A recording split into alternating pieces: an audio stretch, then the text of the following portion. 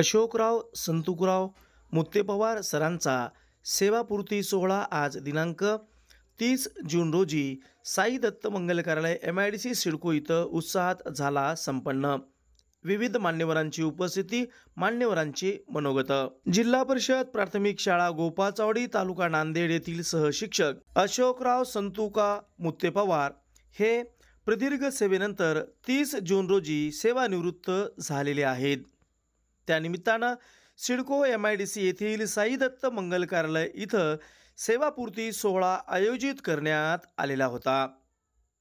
यावेळी अशोक मुत्तेपवार हे सपत्नीक आपल्या सुनीता अशोक मुत्तेपवार यांच्या समवेत इतर मान्यवरांसोबतच या सोहळ्याला उपस्थित होते। कार्यक्रमाच्या अध्यक्षस्थानी पत्रकार रामचंद्र भंडरवार हे यावेळी अध्यक्षस्थानी भूषवलेले होते।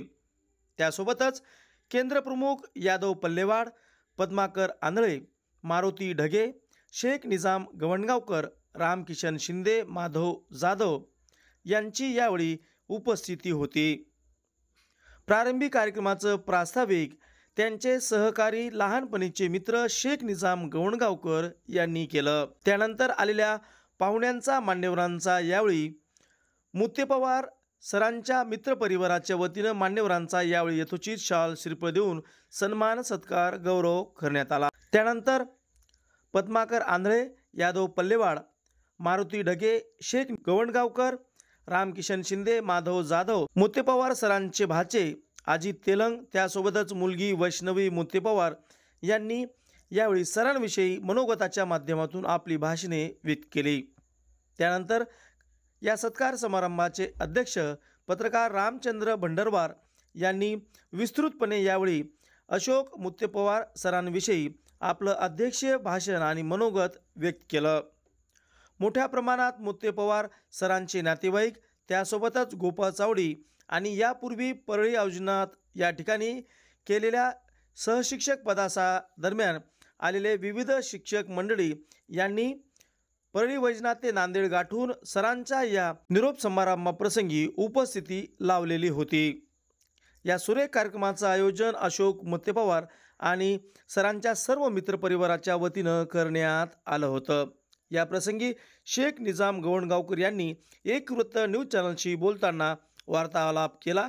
यावेळी ते बोलत होते। आज जिल्हा परिषद शिक्षक अशोक संतुकराव मुत्तेपवार यांची सेवानिवृत्ती आहे।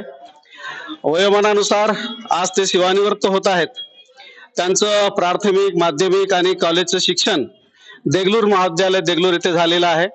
अतिशय धडाडीचे आणि तळमळीचे हे शिक्षक आहेत। आज 30 वर्षापासून ते जिल्हा परिषद शाळेमध्ये मुलांना शिकवत आहेत। आज अशी अवस्था होती की शाळेत शिकवत असताना, शाळेतून बाहेर निघत असताना मुलं अक्षरशः त्यांच्या डोळ्यात पाणी आलं की ही त्यांची ही कमाई आहे। खरं तर अनेक वर्षापासून सर्वांमध्ये मिसळणारं हे व्यक्तिमत्व, मित्रांमध्ये सर्वांच्या सुखदुःखामध्ये जाणारं हे व्यक्तिमत्व, अतिशय गरीब परिस्थितीतून त्यांनी इथपर्यंत वाटचाल केलेली आहे। त्यांच्या ह्या शैक्षणिक शिक्षकी पेशेमध्ये ताईचं योगदान खूप मोठं आहे। त्यांच्या अर्धांगिनी, आज त्यांचे आई वडील, त्यांच्या अर्धांगिनी, त्यांची मुलं या सर्वांचं योगदान खूप मोठं आहे।